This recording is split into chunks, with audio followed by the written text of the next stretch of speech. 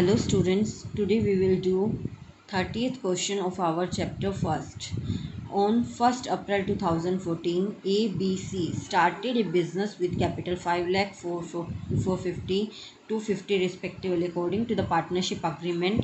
Profit earned in any year will be distributed as under up to rupees 3 lakh equally excess over 3 lakh मतलब 3 लैक्स जो first होगा उसको equally distribute करेंगे 111 में and जो उससे एक्स्ट्रा प्रॉफिट होगा 3 लैक्स 1/5 2/5 और 2/5 मतलब 1:2 रेशो में हम क्या करेंगे उसको डिस्ट्रीब्यूट करेंगे.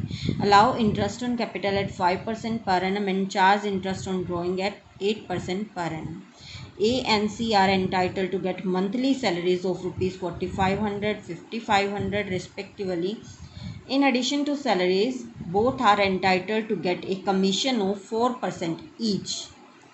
He is writing each on net profit after taking into consideration. यहाँ पे दो वर्ड्स मीन है each and after.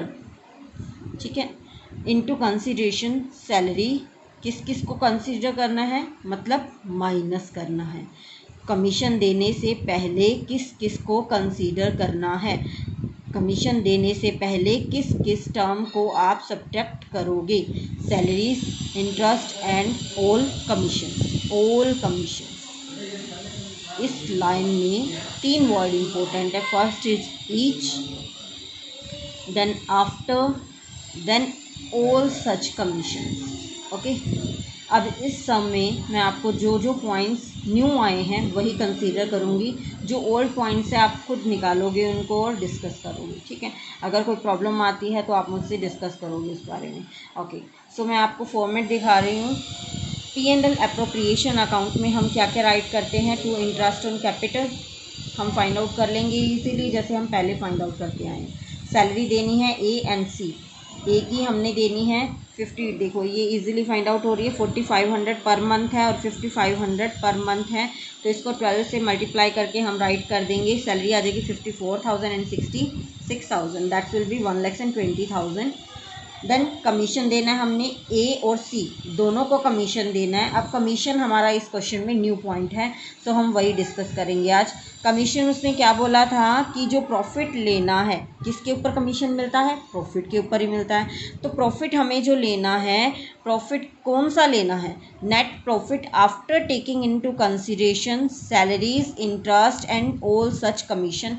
मतलब जो आप प्रॉफिट जिस प्रॉफिट पे आप 4% कैलकुलेट करोगे उस प्रॉफिट में से सैलरीज, इंटरेस्ट और जो कमीशन देना है ना ए और सी का वो दोनों भी सब्ट्रैक्ट होने चाहिए. सब्ट्रैक्ट होने के बाद हम 4% निकालेंगे. अब ये सब कैसे करेंगे. हमारे पास सैलरी गिवन है, इंटरेस्ट भी गिवन है लेकिन कमीशन तो हमने अभी तक फाइंड आउट ही नहीं किए. तो हम इसे किस तरह से करेंगे ध्यान से देखना. सैलरीज हमारे पास हैं वो हम सब्ट्रैक्ट इजीली कर लेंगे. इंटरेस्ट हैं, इंटरेस्ट भी इजीली सब्ट्रैक्ट कर लेंगे. तो सबसे पहले हम यही काम करेंगे. देखो हम यहाँ पे वर्किंग नोट पे आते हैं. बैलेंस ऑफ प्रॉफिट कितना बचा. देखो यहाँ पे अगर आप ऊपर फॉर्मेट देखोगे तो आपका ये था प्रॉफिट जो आपको क्वेश्चन में गिवन है. उसके बाद आपने कैलकुलेट किया इंटरेस्ट ऑन ड्राइंग. ठीक है. ये ऐड किया. फिर उसके बाद इंटरेस्ट ऑन कैपिटल ये है. Interest on salary 120. लेकिन उसने आपको क्या क्या कंसीडर करने को कहा है हम वो कंसीडर करेंगे. देखो जो है इनके कमीशन के अलावा वो सब ऐड कर लेंगे और माइनस कर लेंगे. ये दिया हुआ है आपको प्रॉफिट प्लस कर देंगे ड्राइंग्स पे इंटरेस्ट, माइनस कर देंगे इंटरेस्ट ऑन कैपिटल, माइनस कर देंगे सैलरी. ठीक है. ये हम कंसीडर करेंगे इन सब आइटम्स को. देखो ये प्लस हो गया, माइनस कर दिया उसने जो उसका इंटरेस्ट ऑन कैपिटल था और माइनस कर दिया जो सैलरी गिवन थी. हमारा प्रॉफिट क्या बच गया 3,78,000 बच गया. अब इस पे हमने क्या देना है कमीशन देना है. लेकिन उसने क्या कहा था इस प्रॉफिट में से भी परसेंटेज तब निकालनी है जब इसमें से ये दोनों कमीशन घट चुके हों. अब हमने +1 में फिर से वही कंसेप्ट करा था कि मैनेजर को कमीशन देते हैं आफ्टर चार्जिंग सच कमीशन, बिफोर चार्जिंग सच कमीशन, हम 2 पार्ट्स पढ़ते थे इसमें, ठीक है।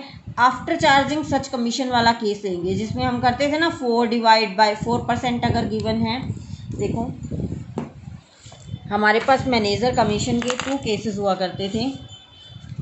जैसे हमें बिफोर चार्जिंग गिवन है, बिफोर चार्जिंग देना है एंड आफ्टर चार्जिंग देना है। अगर बिफोर चार्जिंग देना है मीन्स 8% है, मीन्स हम इसी के अकॉर्डिंग लेते हैं। 4% है तो 4% हमें, जैसे 5 लाख प्रॉफिट है तो हम क्या करते थे 4/100 कर देते थे सीधा। लेकिन आफ्टर चार्जिंग के केस में 4% है तो हम क्या करते हैं 5 लाख मल्टीप्लाई में 4 अपॉन क्या करते हैं 100 प्लस वो वाला परसेंटेज 104, ठीक है, यही करते हैं हम। तो अब ये वाला कंसेप्ट हम फॉलो करेंगे इस क्वेश्चन में। देखो इसने कहा है 3,78,000 हमारे प्रॉफिट से। अब इसने कहा है इसमें से ए का कमीशन भी माइनस करेंगे, बी का कमीशन भी माइनस करेंगे, फिर इस पे जो 4% हमें निकालना है, ठीक है, फिर निकालना है हमें 4%। अब हमारे पास कमीशन तो है नहीं, ना ए का ना बी का है, तो हम कैसे फाइंड आउट करेंगे। हमारा प्रॉफिट जितना आया था 3,78,000 मल्टीप्लाई में उसने कहा है 4%, 4 ऊपर राइट करेंगे डिवाइड बाय। अब उसने क्या कहा है यहाँ पे हमें एक ही मैनेजर का कमीशन होता था तो हम एक ही बार इसको ऐड करते थे, 4/104 कर देते थे, 4 ही ऐड हुआ ना यहाँ पे। लेकिन इसने कहा है सच कमीशंस, मतलब ए और बी दोनों का कमीशन, ए का है 4%, बी का है 4%, टोटल कितना हुआ 8। तो हम ऐड कितना करेंगे 108 हो जाएगा हमारा यहाँ पे, ठीक है, ये आ गया एस कमीशन, ठीक है। तो सेकंड हमारा सी कमीशन भी इसी तरह से हम कैलकुलेट करेंगे। सॉरी यहाँ पे सी कमीशन था, सी का कमीशन भी हम इसी तरह से कैलकुलेट करेंगे 3,78,000 मल्टीप्लाई में 4 डिवाइड बाय 108, क्योंकि हमें दोनों पार्टनर्स का कमीशन माइनस करना है। ओके, तो हम 2 टाइम्स उसमें प्लस करेंगे। तो इस तरह से हम इनके कमीशंस कैलकुलेट कर लेंगे। देखोगे 14,000 दोनों का सेम आ रहा है, ठीक है। बाकी जो क्वेश्चंस हैं आपको पता ही है किस तरह से करना है। 14,000 हम जो है यहाँ पे फॉर्मेट में राइट कर लेंगे। 2 कमीशन ए एंड सी का 14,000 and 14,000। So this question is complete. जो हमारे मेन टॉपिक था इसमें वो हम कर चुके हैं, ठीक है। अब नेक्स्ट क्वेश्चन पे आते हैं।